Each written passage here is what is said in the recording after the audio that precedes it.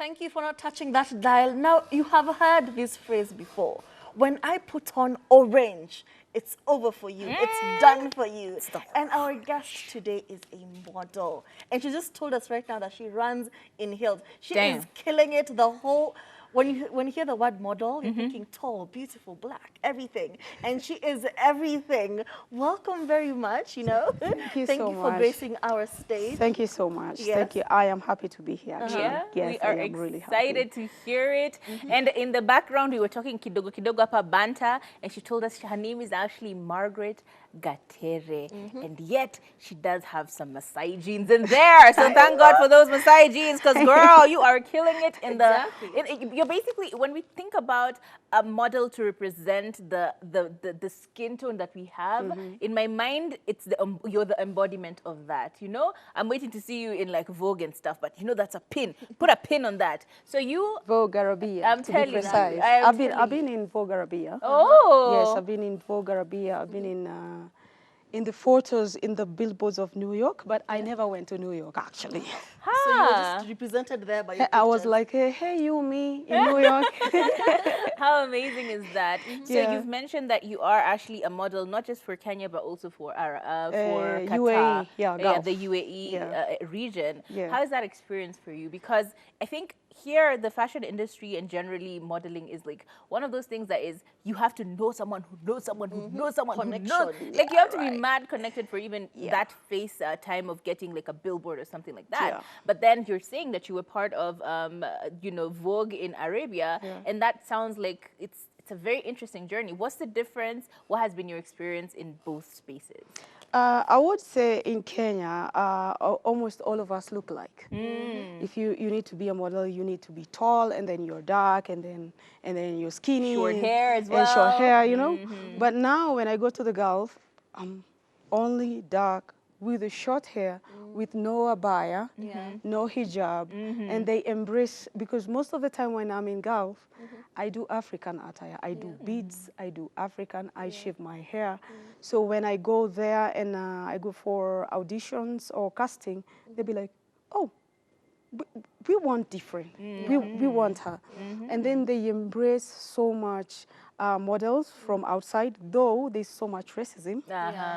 Which is, I don't have a problem with it, because some people are afraid to embrace black, and some people are just don't know what is black. You fear what you don't understand. Exactly. So my experience has been great. Like when I tell you I've worked with Janet Jackson. Ooh. Yes, I worked with Janet Jackson. I literally dressed, she's called Naomi Campbell, last year. When she was here for She was in Qatar for African Kid, whatever project was there.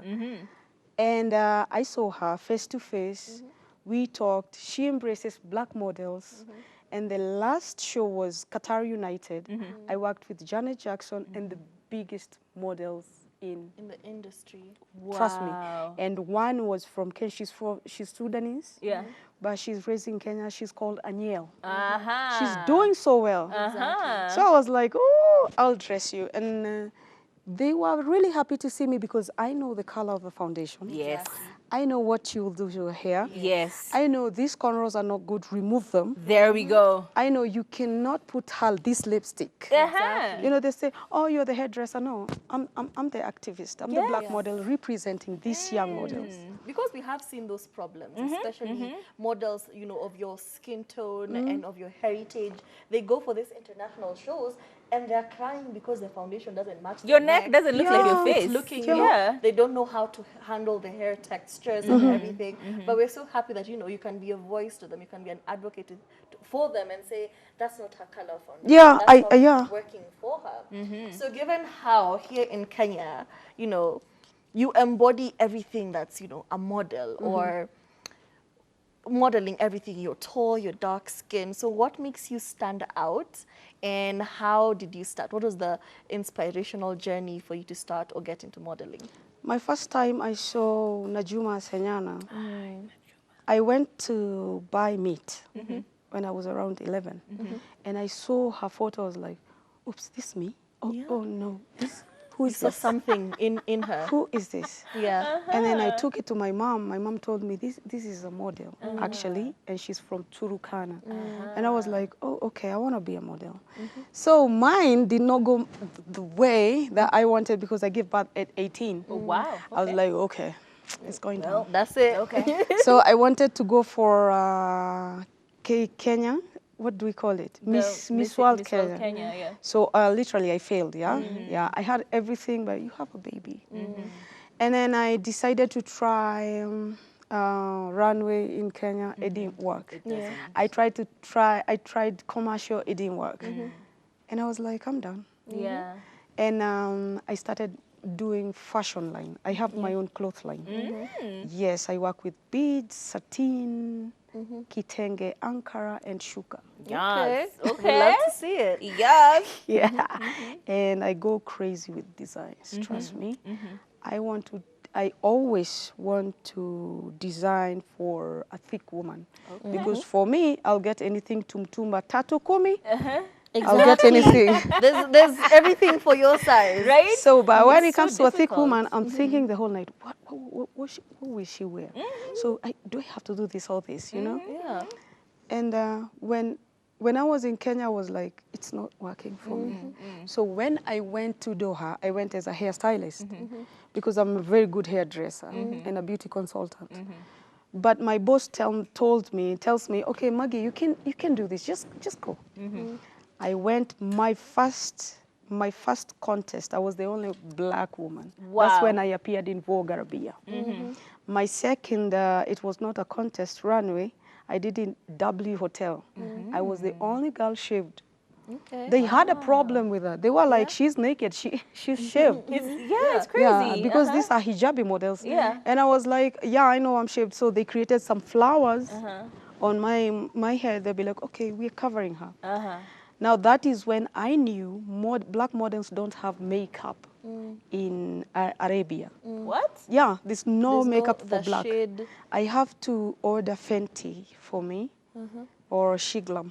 Wow. Yes, or That is L'Oreal. insane. Because I was about to ask you that same question where for a long time, the kind of makeup foundation that we used to have, the undertones were very scaly gray, yeah? And it would be very difficult for darker skinned toned people in general, forget models, to find a shade that would match you. People still don't understand that regardless of how dark your skin is, we still have different undertones. Yes, we yes, still we have do. different colors that work for you. Some people are cool toned, other people are warm toned. So it's like one size fits all is what is dished in the world. Yeah. But now we're seeing a revolution. We're seeing so many more brands being more inclusive of the darker skin toned women. And how is that like different for you now? Do you find that kind of accommodation interesting, or you're just like, y'all should have done this a long time ago? Kenya has a long way to go.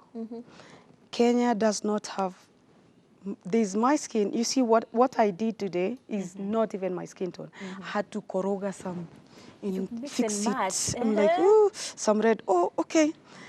Kenya does not have, from my tone, there are 3 tones behind me. You can imagine. I'm brown, there's dark brown, there's cappuccino, and then there's dark skin, black for Aniel, for all the Sudanese, and even for Ajuma.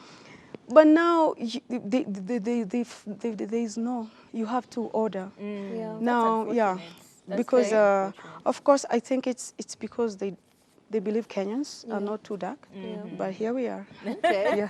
And because we also want to see you in your element, we're going to ask you to do a bit of modeling for us, okay? Yeah. Runway going on. But Yes. before we do that, as we're setting up and getting ready, what would you say to somebody who's watching you right now and they're thinking, you know what, I would like to model, but where do I start? How do I turn this thought into an actuality? So I would say something which is really, really a bitter truth. In modeling, there's no nurturing. No. Yeah, it's Mentorship, me. no. It's me, Margaret. I want to do modeling. I will go to research. Oh, no. In Kenya, there's no nurturing. For me, I would like someone to come, oh, I'll show you how to walk, I'll show you how to turn, how to pose your head, how to look in the camera. I would like that, but there's no time.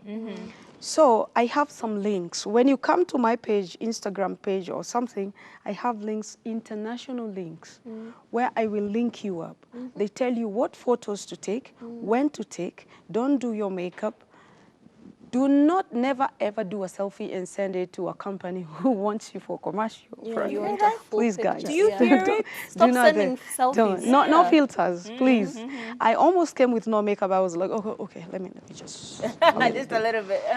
So there's no mentorship. So if you want to be a model, get it. Get agency first from Kenya. From Kenya, I don't know any agency that can help you. I know them, I don't want to say them, but please go there and trust yourself and nurture yourself. But trust outside world. In Sudan, there's a very good mother model. In Kenya, we don't have mother models. There's no mother agency. So, oh wow, that is unfortunate. Yes, in Uganda, we have mother agency. In Liberia, we have mother agency. In Nigeria is the biggest. No, there's no mother agency. So we have a long way to go. Yeah, we have do. a long way to go. You really We have are personal correct. agencies, but we don't have mother model. The mothership. Yeah, that is supported by the government. Yeah. Okay. Yeah, okay, yeah, I you see understand? that. I see that. Yeah. Okay. So as essentially, where would they find you? Where can people find I'm you? on Instagram, guys. We want the links. We want the connect. We want somebody they can go to, What's like your a big handle? sister. Yeah, my What's your handle handle on social? is Gatereafric. Margaret, when you type Margaret Gatere, you'll find my Facebook and my Insta. I'm not on Twitter. I think I'm so outdated. I will do. I promise I'll do Twitter. Just check out her name on Instagram as Margaret Gatere. That's Gatere, right? Yes. And you Gatere shall get Afric, yeah. all of that stuff. Yeah. We'd love to see it. We are excited to see you walking. And as a parting shot, I think as a setup, could you tell us in summary, like a short parting shot? Inspire a little girl somewhere, a little boy somewhere who's looking at you and going like, oh, I want to be like her when I grow up. The same way you saw Ajuma and you're like, you know what? I see myself in her. So first of all, we make mistakes. So when you make mistakes, please forgive yourself and move on. True. And don't forgive yourself today. Forgive yourself even next year. Please say, okay, I know I'll do so many mistakes, but don't let go of your dream. Like for me, I have a very big dream of LA Fashion Week, Hollywood Fashion Week. And when I wake up, you're like, oops, I'm in Kenya. I need to be in America. God. You know, you need to keep that fire burning. Whether you have traumas, whether you have babies, whatever you are, it's never too late. True. Yeah, it's never too late. I love that. Yeah. So when we started the show, we did a whole run up there and we came down and it was a time lot. now. So now, because you're our guest today, would you do us the honor To of pass, doing go up to where?